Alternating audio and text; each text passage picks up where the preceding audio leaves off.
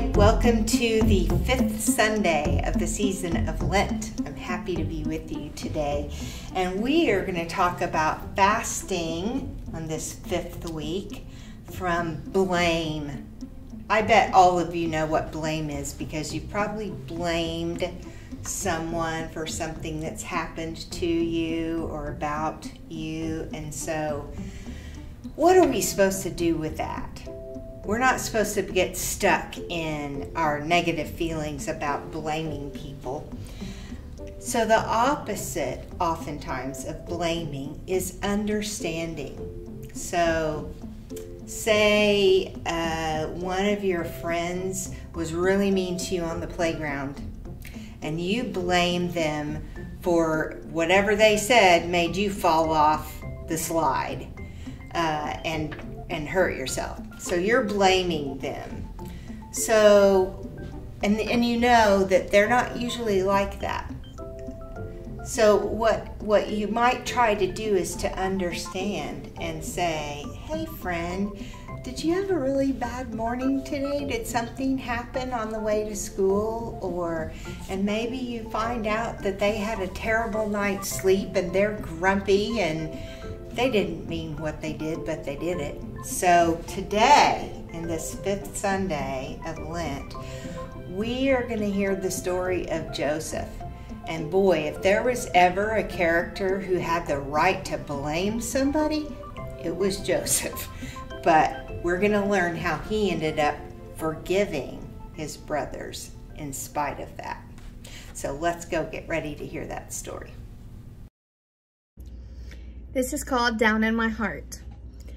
I've got the joy, joy, joy, joy down in my heart. Where? Down in my heart. Where? Down in my heart. I've got the joy, joy, joy, joy down in my heart. Where? Down in my heart to stay. And I'm so happy, so very happy. I've got the love of Jesus in my heart. And I'm so happy, so very happy. I've got the love of Jesus in my heart. I have the love of Jesus down in my heart. Where? Down in my heart. Where? Down in my heart. I've got the love of Jesus down in my heart. Down in my heart to stay. And I'm so happy, so very happy. I've got the love of Jesus in my heart. And I'm so happy, so very happy. I've got the love of Jesus in my heart.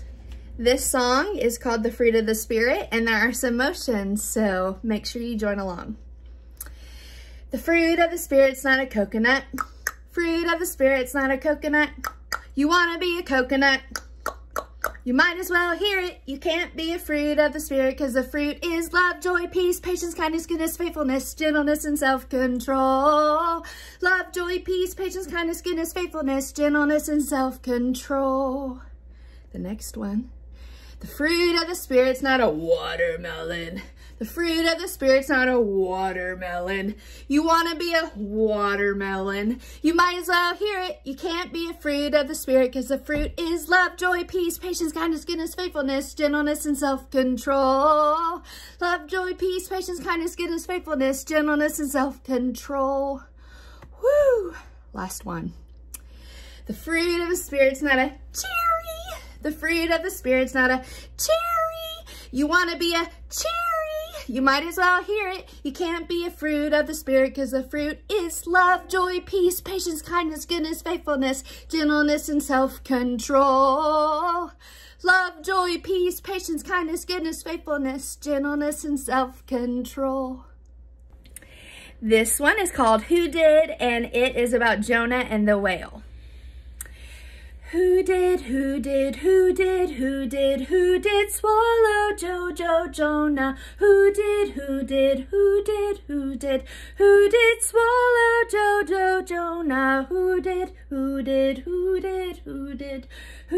swallow Jonah?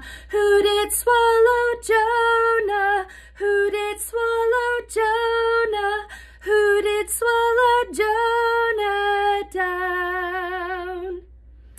The whale did swallow Jonah. The whale did swallow Jonah. The whale did swallow Jonah. The whale did swallow Jonah. The whale did swallow Jonah. The whale did swallow Jonah. The whale did swallow Jonah down. Welcome back to Children's Worship for the week of March 21st. Our story for the season of Lent this week is about Joseph. He's a character from the Old Testament. Because our word today that we are fasting from for this week is blame. Have you ever blamed someone for something that happened? It's a pretty dark place to be in, and it's not good to stay there. And so we think that one way to deal with blame is to try for understanding for the person that you're blaming, and maybe even forgive them, even if what they did was wrong. So here's a little piece of Joseph's story. Let me bring you up to date. When he was little, he was in a family with a bunch of brothers, and he was the youngest one. And for whatever reason, his dad kind of liked him the best, and he gave him a fancy coat that was beautiful with lots of colors. Well, it made his brothers so mad that they dug a pit and they threw him down in it, left him. Finally, some merchants come along and the brothers sell Joseph as a slave to these people. Well, God can make something good out of even a terrible situation like that. And so Joseph ends up being a part of the Pharaoh's family. Joseph now lives in Egypt, and he is not a slave anymore. He is kind of an advisor to the king. So if the king has questions and doesn't know what to do about something, he talks to Joseph. And one thing that Joseph is really good at is figuring out what the Pharaoh's dreams mean. It's one of the things. So here's our story. Joseph trembled in front of the Pharaoh, the king of Egypt. "Last night I had a strange dream," Pharaoh said. "I summoned you because I hear you understand the language of dreams." "It is not I, but God, who will reveal the meaning of your dream," Joseph said. 7 fat cows came out of the river, followed by 7 thin cows, Pharaoh said. "And then the thin ones ate up the fat ones."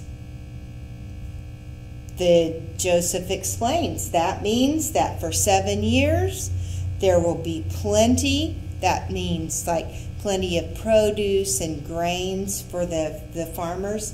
And then for 7 years, not a drop of rain will fall. And there will be no food to eat. If you store up the grain now, there will be enough when that 7 years of drought comes. Well, Pharaoh saw that Joseph was wise and made him the governor of Egypt.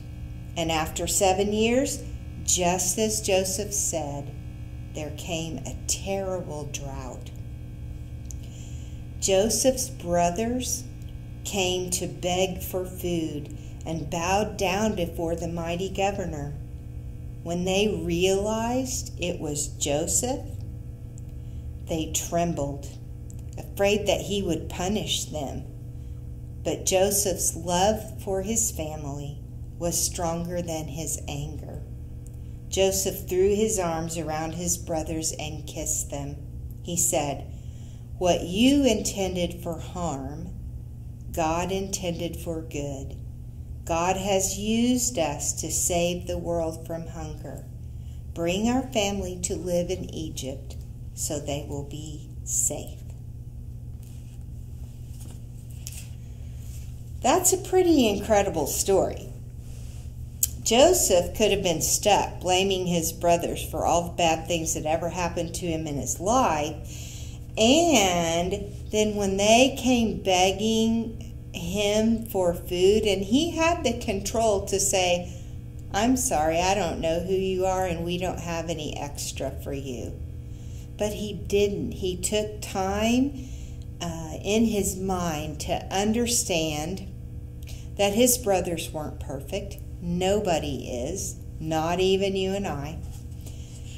And so he ended up giving them grain for their families, asking them to bring their families there to live so they'd be provided for, and he forgave them.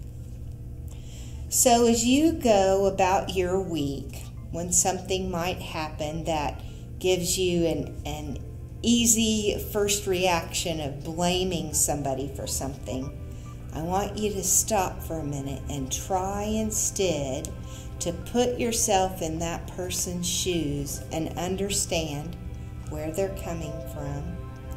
And my prayer is that God will help you let your love be stronger than your anger.